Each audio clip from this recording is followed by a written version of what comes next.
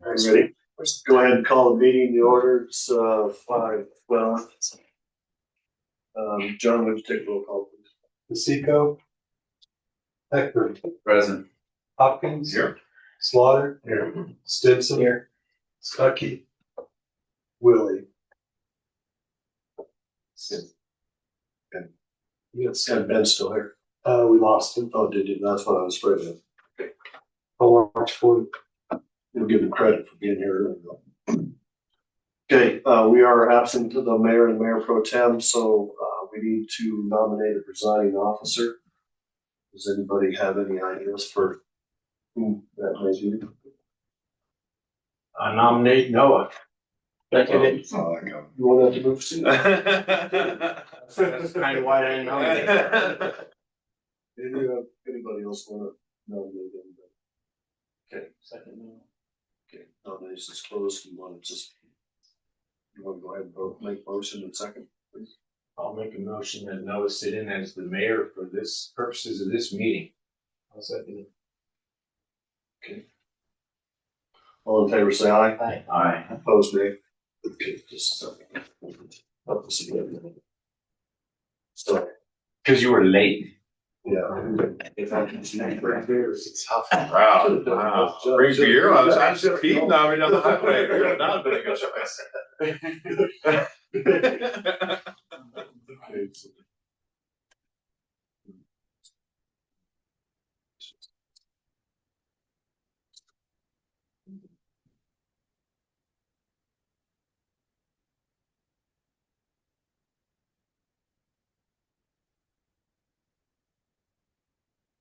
that's that. When we get to the whole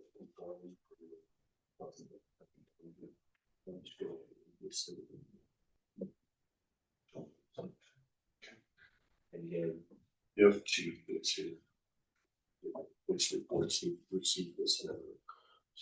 So I'm just going to this. Our first item, a work session brought forward by the Planning Commission. They've made a request for clarification on the land use code. I think this came out in our packet.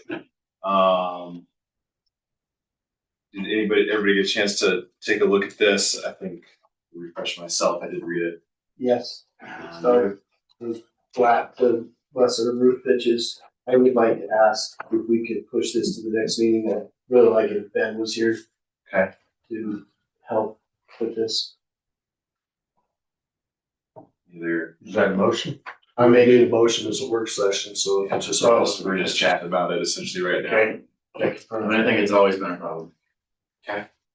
Which part? Just the people fighting the modern designs of what roof pitches, and they always meet the engineer standards, and that's the most important part. Round and round on that. Let's just try not to have one continuous roof pitch, but I think we've also seen that people get lawyers and push it through anyway, so it's a hard battle to clarify and fight. Well, fight it, we really fight it.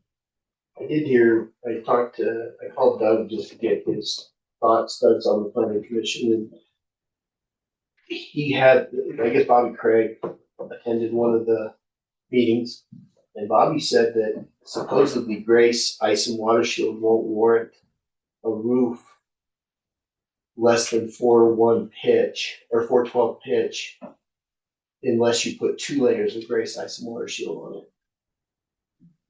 So it's interesting. I didn't know That that. just puts the burden on. But it's just something that I don't know that Kyle knows that either. But because I don't, so maybe he does. I think you do it. Okay.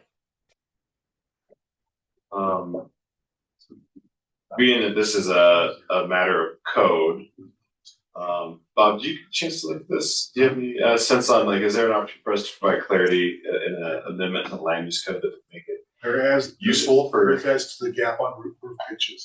The rest of it is something I think that the P&Z would probably want to offer solutions to how they think it should be written, as opposed to just saying, we don't like it. I give it to the DOT. It should be something they provide us feedback and suggestions of how it is. I don't know exactly what they're after, whether they want to go in one direction or the other direction. Good question. Be more liberal or be more conservative. I don't know. And actually, the municipal code allows for P and Z to make those recommendations to the board, do the research that they want, come up with what they think is reasonable for the board to consider. So if you can listen to them if you want to consider, or just pitch it to them and tell them to come back with a recommendation. So they can work on it for next. You say we could go to them and have them make a recommendation? Absolutely. I would That's actually would like that. Maybe that would be good for them to make a recommendation and for more people to be here for it to discuss. Well, we have a representative here prepared to speak on the matter. Who's that? Howdy. What insight would our members of the P&Z Commission like to offer us? Yeah. This matter? Thank you, Board of Trustees. Chris Carlson on the P&Z. So what has spurred us coming for you to ask for some clarification is we're past few meetings and getting plans submitted, and Kyle will note that this does not conform to the town code. And we're unsure, do we have discretion to approve even though it's non-conforming? Some members of P&Z read that differently. And then there is some ambiguity, such as a 312 pitch that is not addressed at all in how the code is currently written. But primarily it's homes that use a flat or a shed style roof as the predominant or primary form of roof, which is expressly prohibited on line 1 if you read that. Whether it's any pitch, but then it does go on in this roof form requirements number 2. It says under acceptable roof forms, shed roof forms with roof pitches between 412 and 1212 are acceptable. Well, we're getting a lot of 312 roof pitch designs, 212 roof pitch designs. We recently approved one a couple of months ago. It was a 1.5 and 12 roof pitch design. And then Barry had mentioned as far as Grace Ice and Water. Actually, it probably depends on the manufacturer, but we were informed that Grace Ice and Water will be warranted down to a 312. So there was one that just came before us that we did go ahead and approve that was a 312, varying pitch, multiple different pitches. It wasn't one solid roof, but had a 312. We kind of approved that based on wording at the end of the roof form requirements that says the degree to which the proposed roof form will allow the building or structure to significantly reduce the need to build to the maximum allowable building height for the lot. So one of the architect that was behind that latest design, by doing a 312 versus a 412, it allows for the entire structure to be lower without changing. They could go to a 412, the overall building height gets taller. So we're kind of wondering, as a commission here at P&Z, like, what is the purpose of the prohibition of primary shed roofs? It's certainly a design that we see a lot of. You see it all around the county. So we were just asking for some clarification, and if you guys want us to come back with a recommendation, we're certainly willing to do that. Thank you for the clarification. Thank you. Great. I would like to see P&Z come up with some ideas. I'm wondering if it would be beneficial. I mean, I'm curious what other jurisdictions do, how they manage this. Like, I hate to reinvent the wheel if the wheel's already been somewhere nearby. That works. Does bring up a good question, and I'm trying to think back on the land use code revisions. Why you asked the question? Yeah, why is this? That's a perfectly valid. What was the purpose? Perfectly valid question. I would expect from a legacy perspective that it probably had to do with just like roof loads with snow loads and engineering. But I'm not an architect. I'm not a builder. Well, the engineering gets checked no matter what roof pitch it is. I mean, it does say if you That should not be a factor. I think the goal was just that generally houses that have one giant roof pitch aren't as architecturally appealing, and trying to keep some differentiation of not just having a bunch of square boxes. It's just that's We're not down. where he's, yeah. To me, it comes down to functionality, but also aesthetics. It's a pretty big deal, I think. And I agree. A lot of places around the county, it's like the architectural style right now. People are maximizing square footage too, and height. John's right. I think engineers, they know how to engineer for snow loads on these roofs, and I'm not as concerned with that. Well, it does specify, the use of the roof pitch of 212 or lesser shall be limited to roof sections that serve as secondary elements of architectural interest, et cetera, et cetera. Where secondary flat or shed roof segments are proposed, the town may require engineering certification of the roof's capacity. You know, I don't think it's like I said, the engineers, the architects, they're drawing the stuff to be safe. I did try to find any direct language in town of Breck zoning and architectural guidelines, as well as Summit County. And it's very ambiguous. They prefer steeper roof pitches in Breck, and they kind of have a point system, but that it's not expressly prohibited. And the same thing in the Summit County, there's really no language. They say they want, you know, varying roof forms versus like one big shed roof, but there's no language that expressly prohibits a low slope or a flat roof or predominantly shed roof. This guy who lives in one of the initial houses built in the town, which has a hip roof over the living room and a flat roof primarily, slightly sloped since we put a new roof on it. But I can say that doors get hard to close, and I'm up there shoveling my roof several times a winter. So practically speaking, I don't like shoveling my roof, but maybe people want to build houses where they have to get up there shovel. I always say that people see the first guy up there shoveling his roof, and that's where A-frames came from. But So what I'm hearing from the board is that you'd like to kick this back to P and Z for a recommendation. Is that what I'm hearing? Yes. Yeah, you think that's reasonable?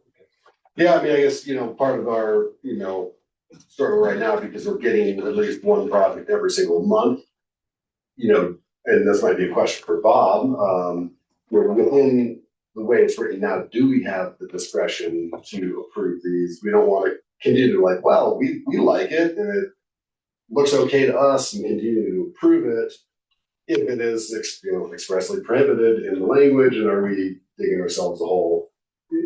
I'll just say this, without knowing what kind of roofs you're getting, but if it says they're prohibited, you don't have the authority to approve it. Well, and that's like when you read through, it says prohibited, but then it's like, but, Yeah, there's a number of buts. you know, so it's kind of, Former P&Z's conflicts they kept having over roofs is where that came from. yeah.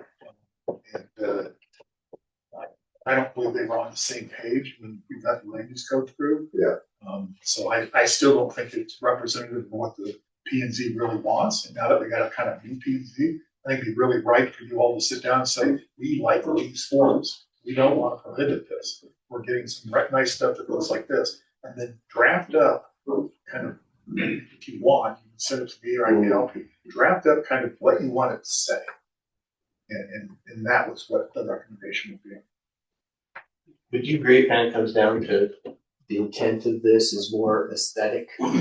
That's how I would interpret it. And that's tough. That's what architects do. And then the neighbor might not like, they might like gables, 10, 12, you know, and it's not flat. And Well, so how do we as Blue River want to, I think we need to be reasonable, and that's certainly, that's an in architectural feature now.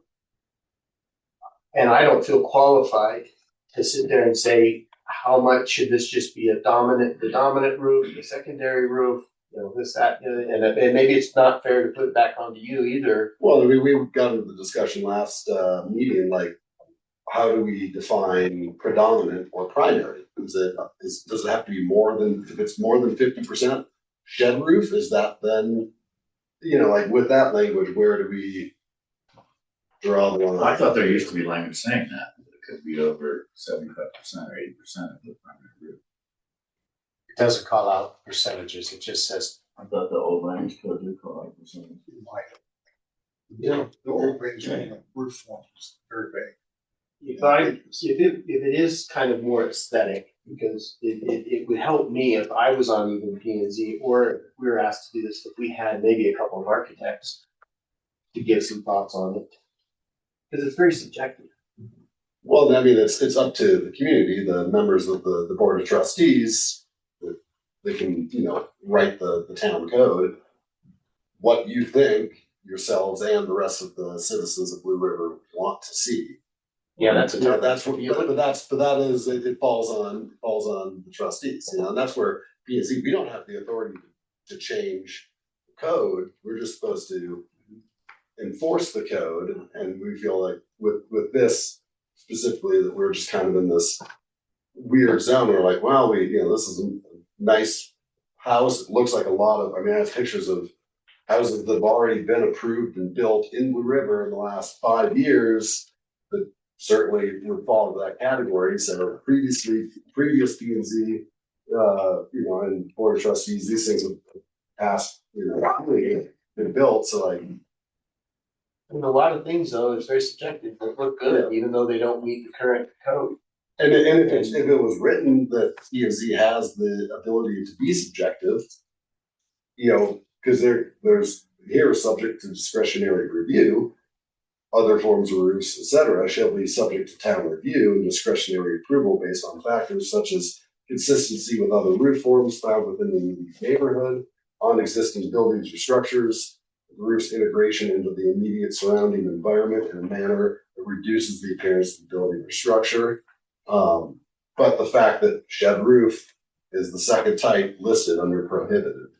But then it says it's okay. It says it's okay if it's over a 412. One of the things I do know just from going through we're doing some spec homes now, and kind of recognize percentages that they use for the architects to use, and that's where architects can come in and say, this, if you're going to do, you do have secondary, and you do have primary or predominant, and what is a good formula. So, because I feel bad that I want P and Z to have clarity, and if it seems to make sense from an architectural point of view, logically, architects could agree or something. Similar to what Breckenridge is doing, because they allow flat roofs, dominant, secondary. But if you have one big square and it looks like a high rise in the mountains, you don't want that. I don't Because you can go disagree. to the max height for the whole roof then. That's not the I don't disagree with John, and I don't think But that it can Breckenridge. continue to prohibit flat roofs. Yeah. The shed roof, maybe that we just removed shed roof style from prohibited and moved that to line 3 or paragraph 3, where it's subject to discretionary review, and then just addressing the lack of clarity around a 312 pitch or something between 212 and 412 is like, it's not mentioned anywhere, so it's not mentioned, I guess it's okay. Well, under design guidelines, it says roof design should avoid long uninterrupted expanses of roof surface without the addition of architectural treatment to add visual interest, which indicates no shed roofs. No, it says avoid. It doesn't I say said there's- indicates. There's always Well, I mean, A that was loophole. written by a board somewhere along the line, so we can always change. every scenario to date, there's a loophole and so we'll push it through. Would it help to maybe get what the guidelines are for Breckenridge, just as a template? Like I said, I tried to find, like, it's like they encourage roof pitches of 612 to 1212. But I didn't find any language that prohibits any specific roof style. Maybe it's the some of these subdivisions that have architectural review boards, they're more specific. Oh yeah, and then like the historic district is They're different. like the Highlands is. Like you couldn't do that downtown, historic district, correct? That has its own separate guidelines. But in general, Summit County overall and Breckenridge overall, there was no language expressly prohibiting. And it just they encourage things, and they talk about varying roof details and avoiding one continuous long pitch. So there's ways to like kind of discourage what we want to prevent. And that, you know, if you give the discretionary ability to P and Z to then interpret it, you know, we're allowed to like, oh, look, that's obviously doesn't look like the house next to it. That's going to stand out. That's going to, you know, not be aesthetically, you know, pleasing for the neighborhood. But it's like you said, it's a very discretionary thing. I mean, it kind of has to be. It's just who has the authority to make that decision, which I think it falls on P and Z, but then we don't really have the ability to make that decision. You know, if it's listed as a prohibited roof form. I think the P and Z has at least an opportunity to look at what they want to do and what they think is prudent to do. So we've got that direction. My question for the three of you is, okay, I'm going to put packets together by next Wednesday morning. Are we going to have enough to at least begin a discussion at the first meeting in February?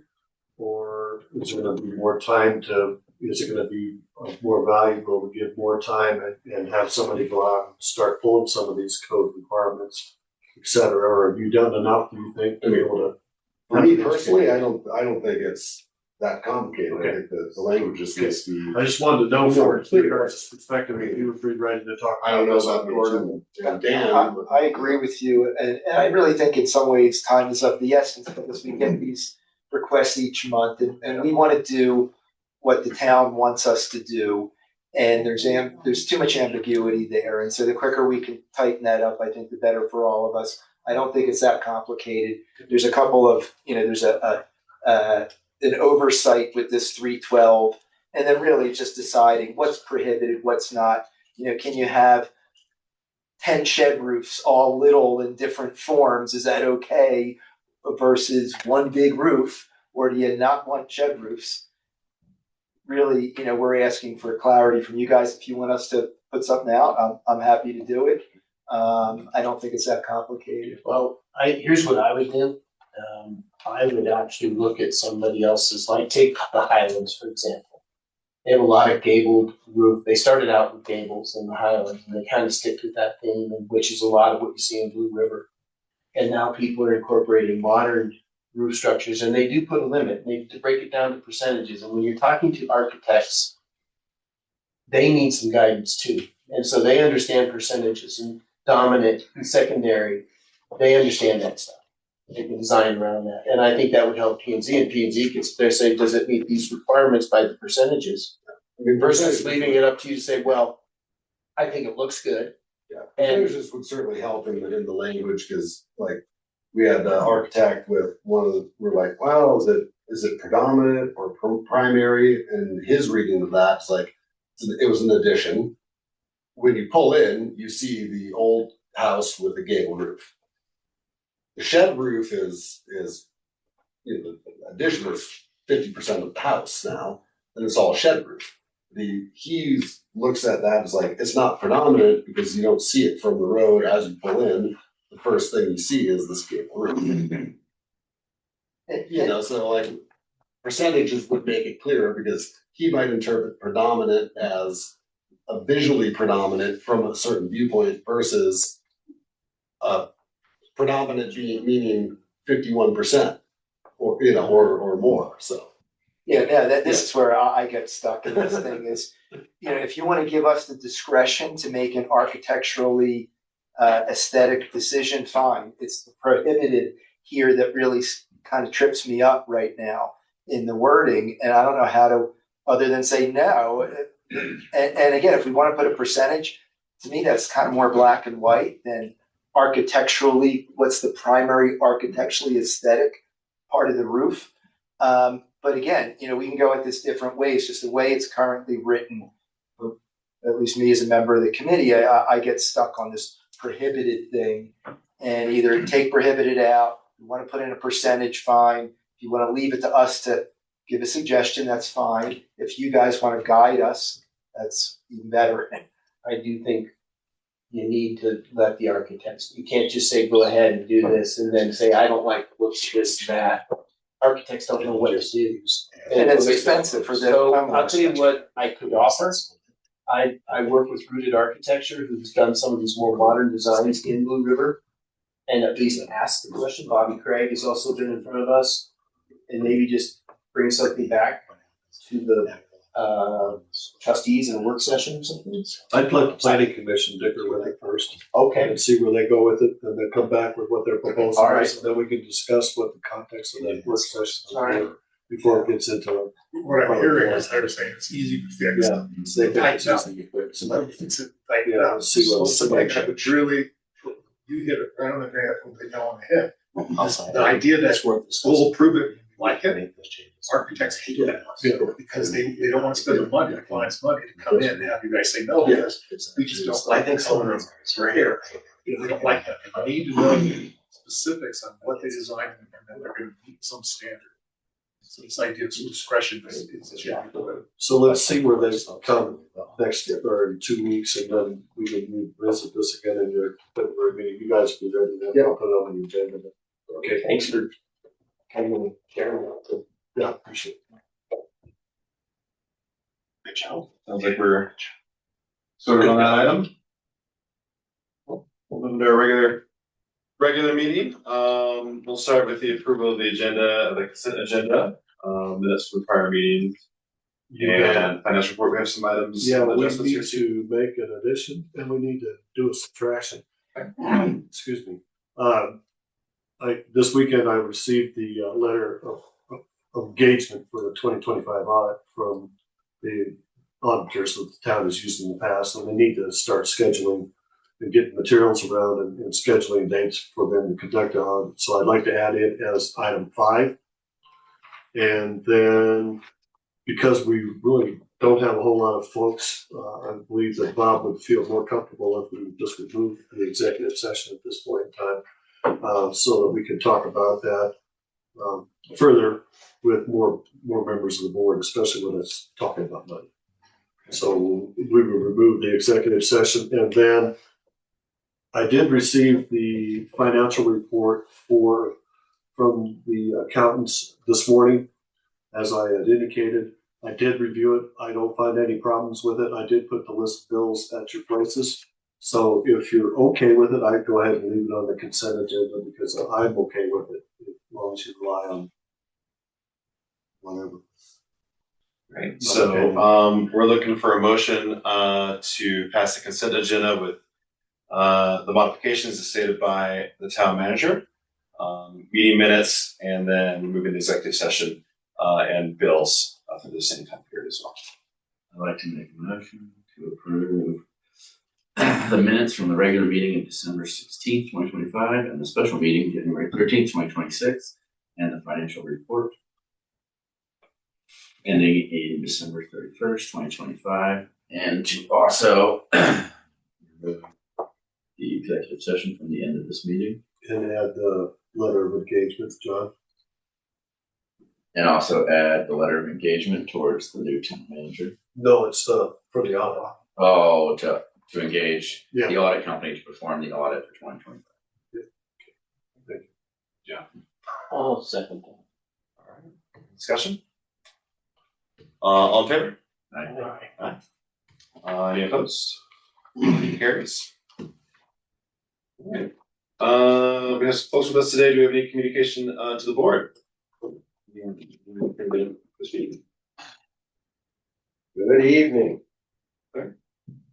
So I thank Steve personally, but I wanted to thank him for the record. You know, I think I haven't had to engage with Steve a tremendous amount, but by the look of the flow of these meetings, he's done a really good job keeping agenda on track. You know, just basically managing town business, I think, has gone pretty well. So thank you to Steve. I think he's done an admirable job. Next, unfortunately, Chief of Police isn't here, but I wanted to give a kudos. December 18th, around then, that big windstorm had a tree blow down on our road. When that happened over MLK, I think it was in 2024, I was clearing those trees for a long time. You know, that was a lot of work. My wife had called because she couldn't get in the road, called, I think, dispatch in red, white, and blue. I was gearing up to go out and cut it, just walking out, and red, white, and blue pulled up. So it was from our town, Elijah, which Officer Elijah, I don't deal with a whole bunch, the police, but I just want to thank the town, because he was out there directing traffic, and Red, White, and Blue, who I thank Matt Benedict's crew. They did a nice job. They got there, because in 2024, I asked Red, White, and Blue, I'm like, you gonna cut these? And he's like, well, the town will send somebody. I'm like, who? The town. Who is the town exactly? Right? I think we can all agree on that. But thank you all, because I think that was a good response. Maybe it had nothing to do with it, but just having the right pieces in place made that happen. So thank you. So last month, I got up here during the public comment and I was talking about your executive session on land acquisition. Obviously, we as the public, we can't see what you're doing behind those closed doors. I'm assuming 202602 might have been that discussion. I did see an executive session on the end of tonight. I don't know if that was also in addition to 202602, which is what, lot 20 of Blue Rock Springs. Regardless if it's a different piece of land, sorry, 21, lot 21, thank you. It may be a different piece of land, but again, I talked about not having a trails committee, right? I'm gonna reiterate that I think this board should reinstitute, a trails committee. It's nice if you were to reinstate some sort of semblance of a trails committee. We would have a voice at monthly meetings at these tables at both Breckenridge Open Space and Trails and Summit County Open Space and Trails. Right now, we don't have a voice, right? You don't have to be in favor of open space and trails, but it looks like we might be based on lot 21, Blue Rock Springs, right? So I'll circle back and I'll say, I'd love to see that happen here. And if you can make that happen, consider it at least, put it on an agenda, put it on a work session. All right. Next, in regards to lot 21, Blue Rock Springs, we haven't had any, there's no details in the packet. We are privy to any information. So I don't know, if it's free, it looks like it's just transfer of property. It's not really pertinent to this discussion, but the public is unaware of this. So we don't know if you're planning parking there, a trailhead. I can speak personally, I'd rather not see that, right? The lot is basically wet. We like to see it purchased. First of all, this is critical. Purchased with open space and trail dollars so that it would be set aside for open space or really conservation trust fund dollars. If you purchase it with conservation trust fund dollars, the land, my understanding is that it would be used for open space and conservation. Secondly, being wet, we'd rather not see parking. We'd rather not see, it makes really good snow storage, right? Town doesn't have any snow storage. This is a lot at the end of the street, and it's a difficult one. It already gets snow pushed on it when we do have snow, which we don't this year, but I'm gonna run out of time, so I'm gonna speed it up. Snow storage is a good use of that lot. Open space is a good use of that lot. And I'd like to see if we're gonna get that lot, we designated UOP, undisturbed open space, as its zone, okay? You'll have that ability to do it, and it should be done if the intent truly is open space. It's really not clear based on what we're providing. I don't know what that executive session was about tonight. I'm interested to know more. It's hard to be a member of the public when we can't see any of that. One thing to consider with this land, you can strip the density if it hasn't already been stripped. There's a monetary value of $250,025, I believe is the number. Summit County Open Space, or Summit County, will, if that goes into density bank, that has a monetary value. So consider that. And lastly, I know there's an election coming up. I don't know who's gonna run. It'd be nice if the public, I think it's Ted, Noah, and maybe Ben is running. It'd be nice if we knew if you guys were gonna run again. We haven't heard anything. And lastly, on the code update, I'm not gonna rant, but if you listen to the report from last month's P&Z meeting, the big issue I have is I watched this board look at that packet, look at that update when it came through, and I saw a lot of glazed look. I don't blame you, right? Not many of us have to deal with that every day.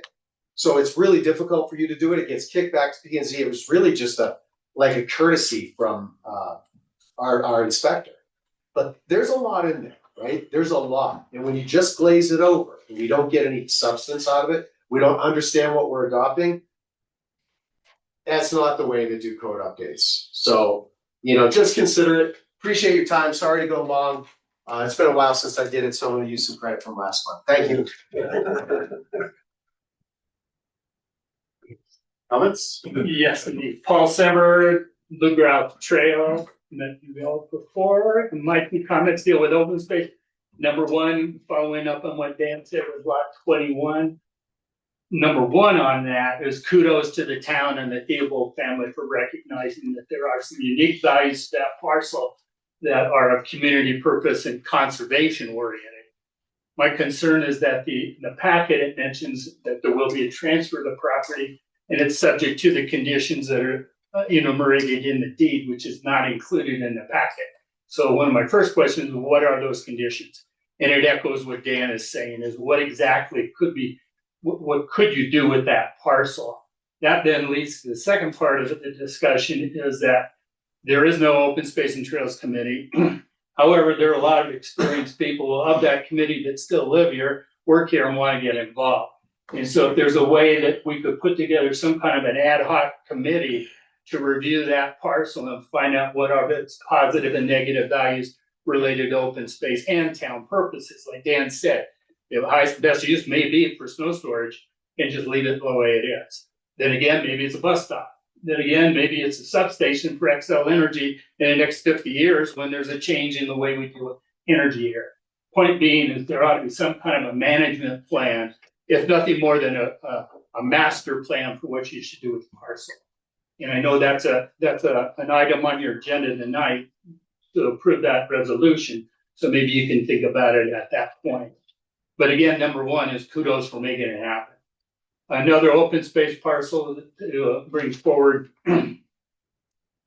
is a trail was acquired, a trail easement was acquired between Calle de Plata and Fredonia Gulch 10 or so years ago on parcel B of the New El Dorado subdivision. That easement was right along the lot line, and found out that people don't use it because the social trail that had been used goes on to an adjacent lot, ends up being lot 5 of Calle de Plata, lot 6, excuse me. Over the years, for the which half? I was going to say Forest Service. I used to work for those guys. Take that off. What we found out just by use is the users are not following the path of the platted easement on the lot tract B, I should say, and they're encroaching on the adjacent lot. That was partially resolved with an easement that the town acquired through on lot 5. However, there's two pieces of that trail that are on the lot, one of which was secured by an easement. The other was talked about, and there were some of you on that field trip when we went out and looked at it, some of the trustees, and mentioned that before the easement was solidified, we ought to acquire a permission for all of the trail that's needed on that lot. And there was not a guarantee, there was a comment made by the manager at that time, no big deal, we'll get that taken care of when the easement is solidified. The easement was approved, but it did not include that 50 feet. My point being is right now, 50 feet of that trail is trespass on private property. The landowner doesn't seem to object. The landowner is the same landowner that gave an easement on the southern part of their property. Now would be the time to talk to that lot owner to correct the mistake that was made. If you don't do it now, and from my experience in other land use issues, a new landowner could come forward and say, get your trail off my property. And now we're forced with moving your trail and putting it in a location that's not suitable. So call your attention to that. Final thing on open space and trails. I appreciate the work that was done on that map behind Bari when the Open Space and Trails Committee was active and we were trying to identify appropriate easements for the Blue River trails that pass through the town and specifically through Spruce Valley Ranch. That was a great exercise at the time. We were done with that. Get it off the map because there's no need to acquire any of those easements because the exercise that was done back there showed the easements already exist. So I would implore you to just get rid of the map. You've already done your work and there's no need to have that there. Thank you. It won't fold up very easily. Big one. Yeah, thank you guys for all that you do.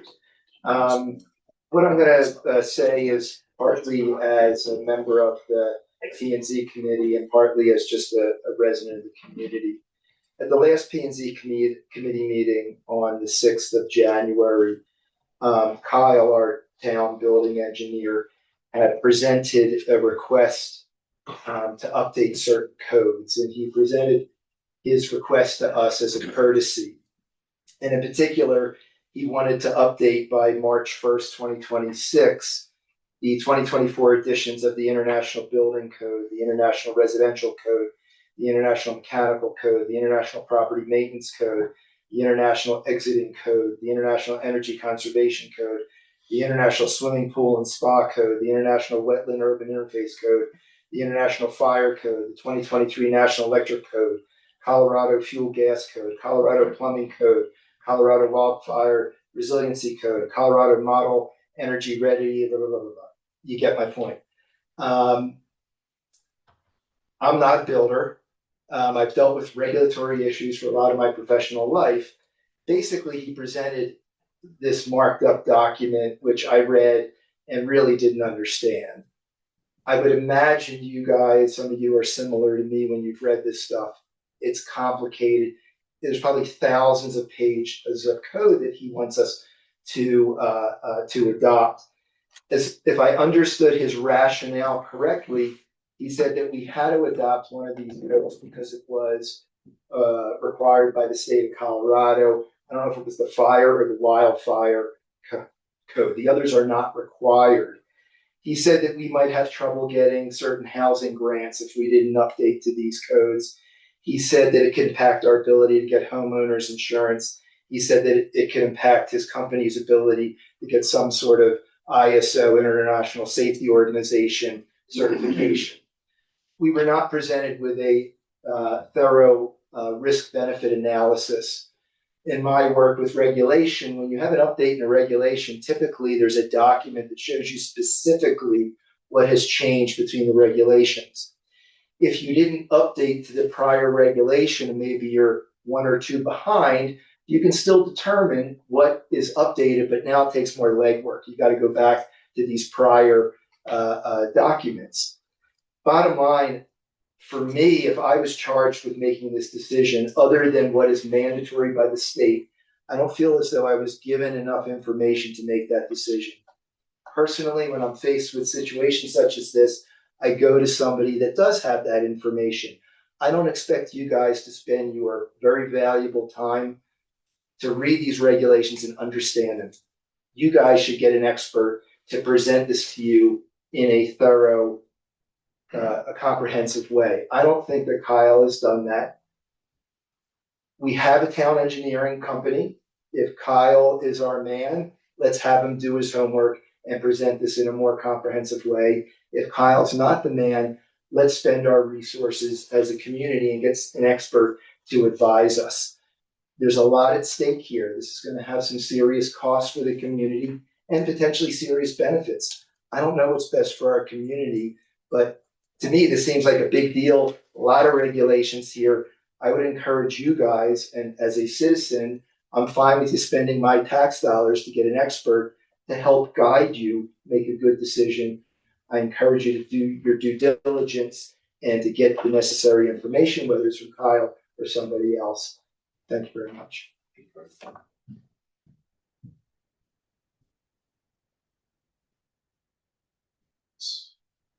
Got everybody online?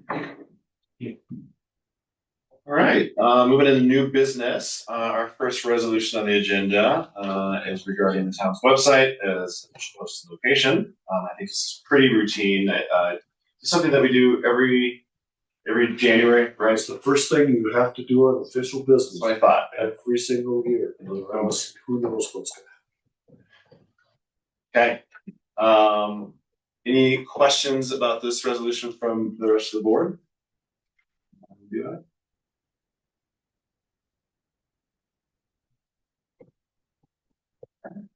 Questions and discussion, we can accept the motion. I'll make a motion, we pass resolution 2026-01, resolution designating the town's website, townofblueriver.colorado.gov, as the official posting location for public notices of meetings for 2026. I'll second. Great, second. All those in favor of carrying the motion? Aye. Any those opposed? Dane? Motion carries. We'll move on to our next resolution regarding transfer of lot 21 Blue Rock Springs to the town from the Theobald family. Yes, thank you. I'll try to answer some of the questions that we heard. This was an offer by the Theobald Family Trust to convey for free lot 21 to the town. They felt that it was not a property that should be developed. It should be reserved. It is restricted permanently as open space. No improvement can be done to that property. So parking lots or anything like that, not gonna happen. It's just open space is what the conditions of the deed are. There's a quitclaim deed that wasn't tendered to us in time for the packet. And it's about as simple as you can get. It basically has the condition that can't be used as open space, and that is for the benefit of the town, the folks in the town. That's it, pretty simple, quitclaim deed. So it's a gift, free, and it's gonna stay fallow and be open space. Awesome, thank you, Bob. Bob, so I read the claim deed, it does say that other than the road easement that cuts through a portion. Yeah, there's a section of, a very small section Which of property. happens to all of us. Yeah, it's a road easement. They understand that a road might be built on it someday, but highly unlikely. I know, I just am curious, I know Robin had some concerns about use, and he was getting pretty specific at one time. What can we do with that? I know can someone go have a picnic on it? Can we have a town party on it? We put a trail through it? Definitely not a trail. Okay. We tried to negotiate with them to give us some development rights, like picnic tables, trail, and the answer came back absolutely not. Nothing can be done to that property. So could you hold a town function on it? I would say that. Can you, if somebody were to walk across it, that would be okay. It's open space. But I would say no organized activity would be permitted unless you ask Robin and the able to approve that. But they were really adamant that this property should just stay fallow and not be used. What about what the animals talking about for snow storage? We probably have to ask about that because that's not a common use for open space. It's just snow storage. You know, it's kind of like the town a lot of times these guys just do what makes common sense and nobody really questions it. And it's a pretty vague quitclaim, which is nice in a way. But I suppose over time, people forget, but for the purpose of you've answered the question, Robin, the Theobalds just say it's specifically nobody on it. No cars, no people, no trails. Like I said, I think if a person walked across it, that would not be inconsistent with the use of open space. Okay. We require shooting. So if we reestablish the trails, we can't even discuss that lot. Not that lot, no. And Robin, they were very adamant. Okay. They rejected the idea of the trail.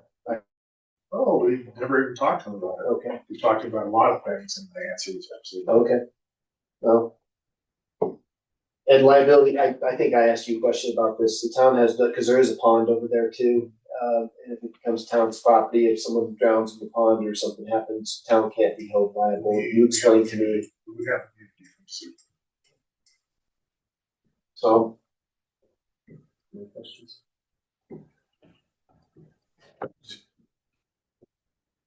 No, I can. Yeah, I was going to defer just to other board members first that might have any questions. Then Is there any detriment to getting this piece of property? Not that I can see. No. No, right? And Mr. Cleary referenced the fact that it's going to be cleared of any development right. So we did not negotiate or didn't talk about any value that might attribute to that property for transfer.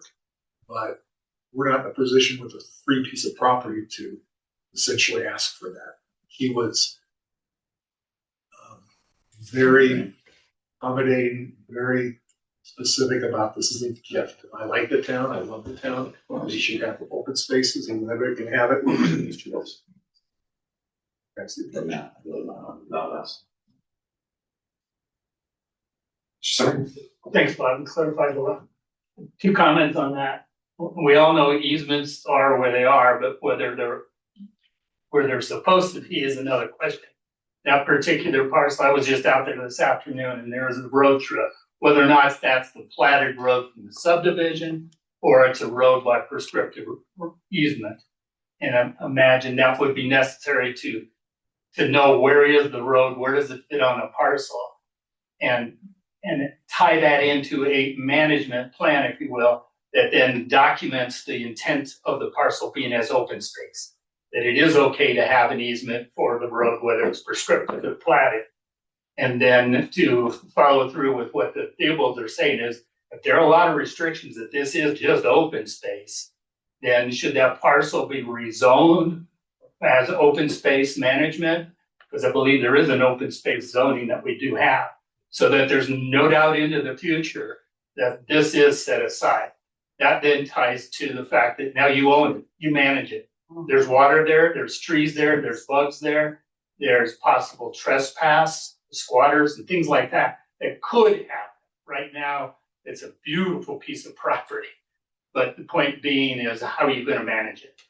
And the town does have lots of other open space, a lot. There aren't that many open space parcels that the town owns for which there is, let's say, a management plan. Obviously, the town park is the crown jewel, but in terms of any truly open space conservation parcels, I don't believe there are any. If there are, should we have some kind of a management scenario for how these should be maintained in the future? But again, thanks for making it happen. All I did was take the offer and now presented it to the board. So from a procedural perspective, Bob, you just confirmed, like, we could pass this resolution, accept the property, right? And we have opportunities after that then to essentially seek to rezone it or create the management plan. Exactly. Right, yeah. We did an ILC with improvement location certificate on the property because we felt that there might be encroachment by the adjacent lot 22. And what the ILC came back with is there is a tiny encroachment with some patio pavers that are right up against a hot tub, tiny. And the Theobald said he could grant easement to let that continue to occupy the property. It's not a problem for them. Also, it came through that there was an easement for some utilities that go through there and the road easement. So, and then those would be preserved in the property. yes, it is preserved. Yeah. And that's we did the ILC and did some due diligence and title work to make sure everything was clean and there was no obligation for the township to take it, and there was not. So it was a very clean piece of property. ILC came back with a tiny encroachment, no big deal, and we just can't use it for anything. So if we pass this, the ILC will be recorded with the quick claim deed, right? No, just the quick claim deed. What happens to the ILC? We keep it as information as the owner. Well, because the owner of the property is important to us to have. Is there not a reason not to record it? Which shows the road on You there? can, if you wanted to, as the owner, you could record it. I would. Also, as the owner, you can rezone it. As Paul mentioned. Not a bad idea. It is effectively open space without zoning because you can't use it. No matter what, it could be zoned for a 50-story skyscraper. The answer is it's open space. It doesn't really need to be rezoned, but you could. You're the owner.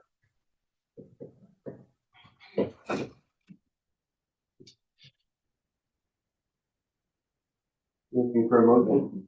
Yeah, there's no further discussion. We'll I'll make entertain a motion. a motion to accept resolution number 2026-02, accepting the transfer to the town of Blue River from the Theobald family limited partnership of lot 21 of the Rock Springs subdivision.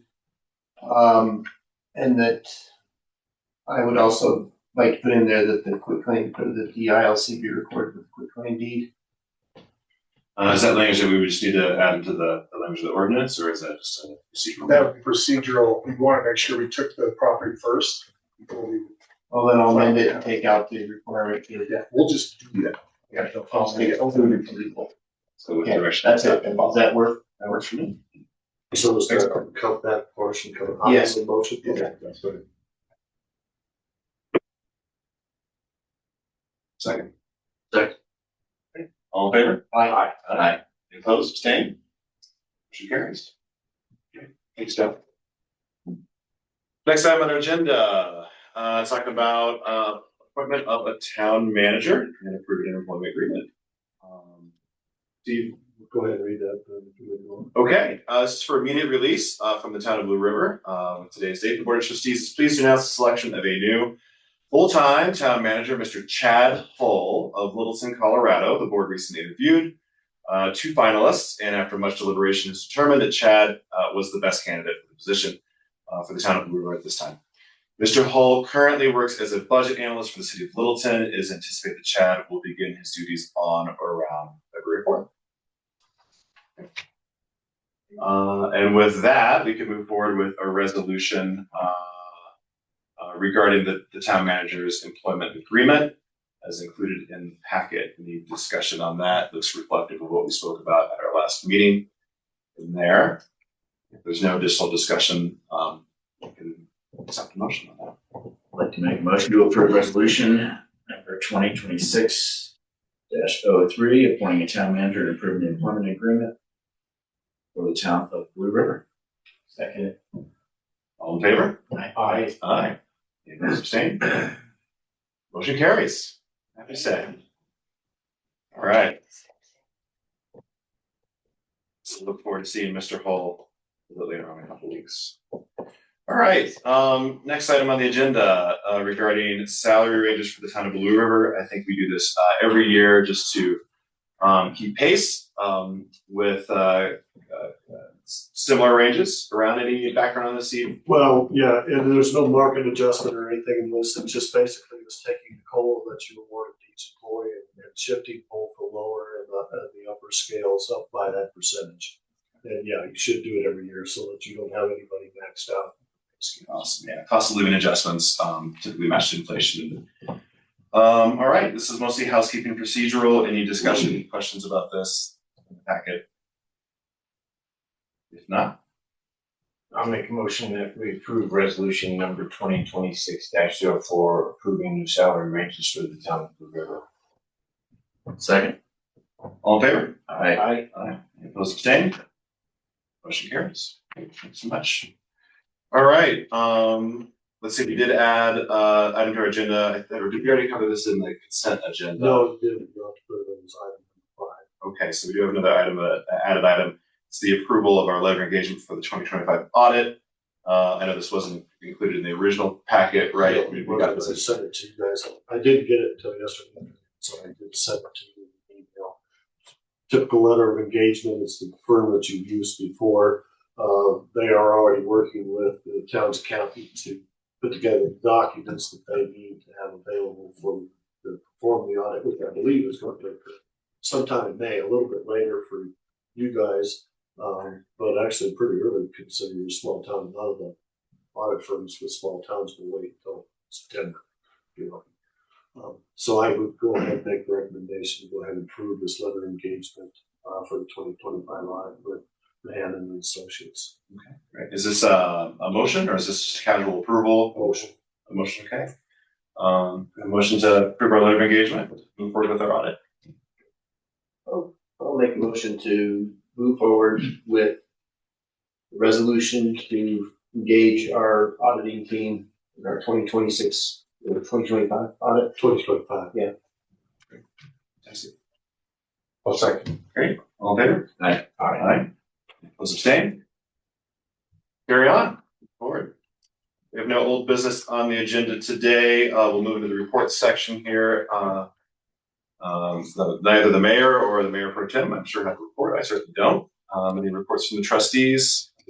There will Activities. be pile burning for the next 3 days. That's really all I have. How close are they done? I think maybe they'll be done after this 3 days, but I can't swear to it. All I got was a text saying that they'll be burning for the next 3 days again. I assume that starts tomorrow. It's over here on the west side, right? Those piles. Correct. Yeah. All right. Great. Mr. Stoller. Town attorney? I actually have a report. Wonderful. I'm going to express my disappointment in the loss of Steve. He has been exceptional to work with. Did exactly what you needed. The fact that we were able to hook him in here for the interim. amount of work that he got done while he was here was a little bit astounding for a part-time position. He truly was exceptional. He served you very well. And he didn't I was going to say this. No, I'm not recording there. But I personally worked with many managers, and I just thought he is exceptional. And we're lucky. I concur, and I want to thank you for making those arrangements and making it seamless to get to Steve. Thank you, Steve. And is this your last meeting? Yes, sir. Well, thank you on behalf of the entire board and the town. Thank you so much, Steve, for It has been enough. your service. And on behalf of the citizenry. It's been enough. It really has. Great. Thanks, Steve. Come back anytime. You're fine. Us. Hopefully we won't. We'll enjoy it. So thank you very much. Chief is not here. We did receive some call outs from for the chief. We're gonna share this. What do you think might be best for this week? He's read it, but if you want to read it for everybody else. Okay, we'll share this with the citizens. This is a message from Mr. McDonald. It's a letter of appreciation for the Blue River Police Force. So I'll just read it for the record. This note is to say thank you to you, Chief, and our Blue River Police Force. In particular, Chief Close was professional, informative, and supportive of our efforts to address the issues we faced managing our property at 119 Rock Springs Road over the previous 18 months. We have successfully cleaned up and rehabilitated the property, then subsequently sold it to another military family.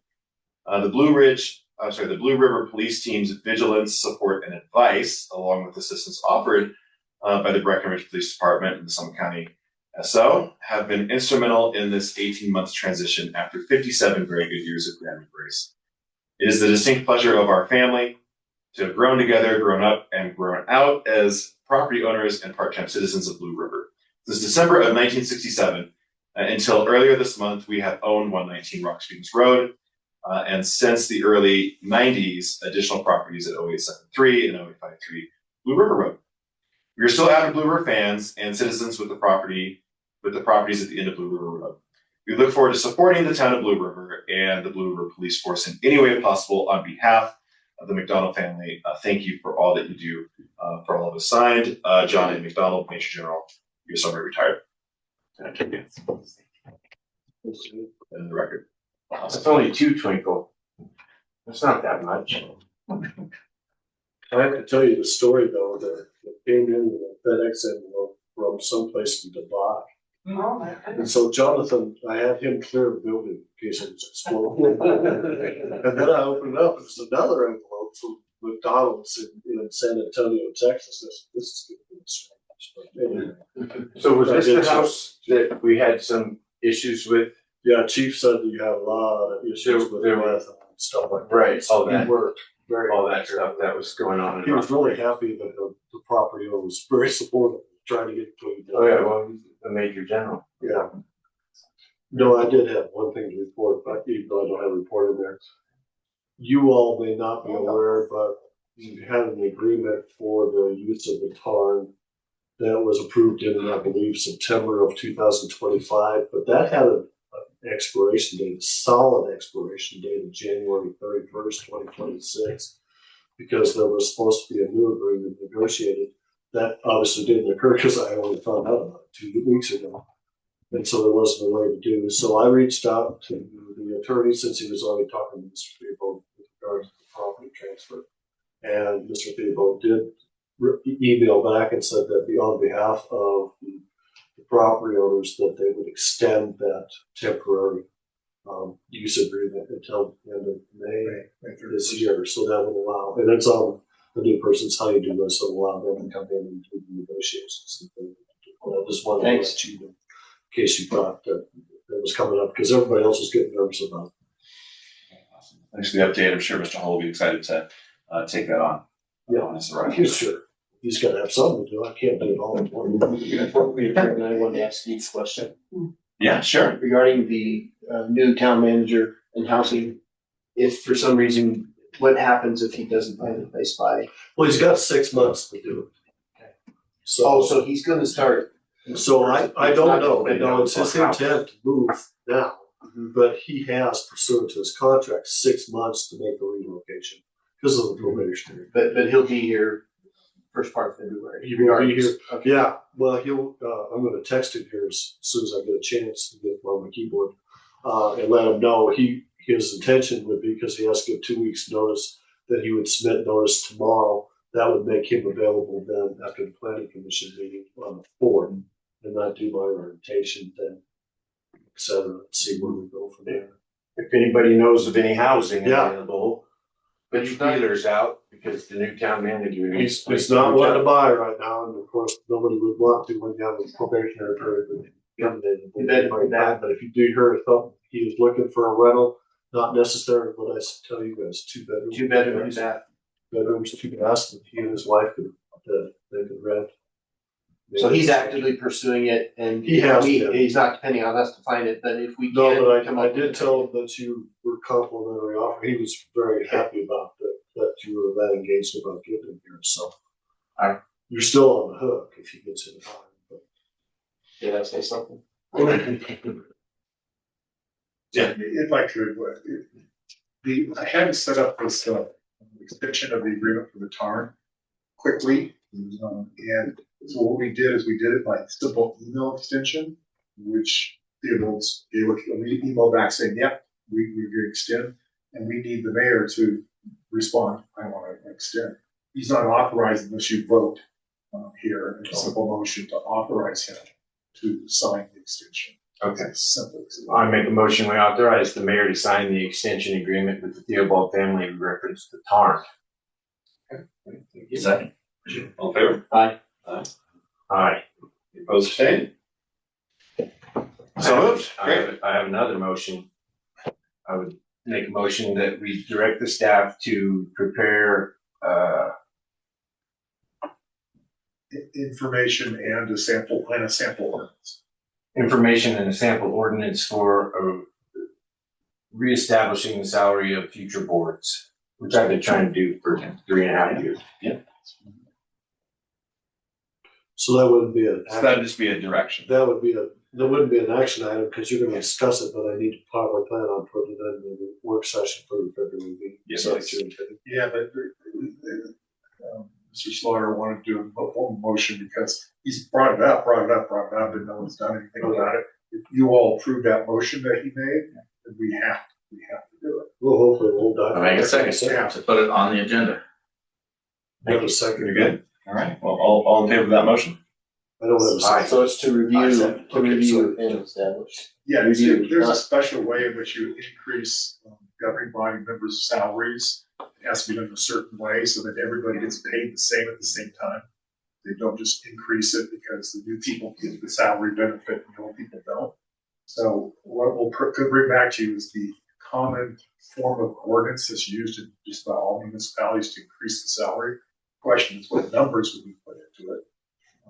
But we can bring that all back to you to discuss it in February. And then if you're all accepting of it, we can finalize the ordinance and have it. So they're gathering information. So Okay. it's time to have a discussion about future board members, not myself, who will be beneficial of a pay raise. Do we have a second? You have a second, John. John, Yes. second. Great. All right. All in favor? Aye. Aye. All right, motion carries. Thank you. No, I can run again, but I do not find out. To answer Mr. Clare's question. Yeah, I'll still be a resource for the town. All right. Any other matters to be brought forward by the trustees to the board this meeting? All right. Take a motion to adjourn. Make a motion to adjourn. All right. In a second. Second. All right. All in favor? Aye. Aye. Trevor?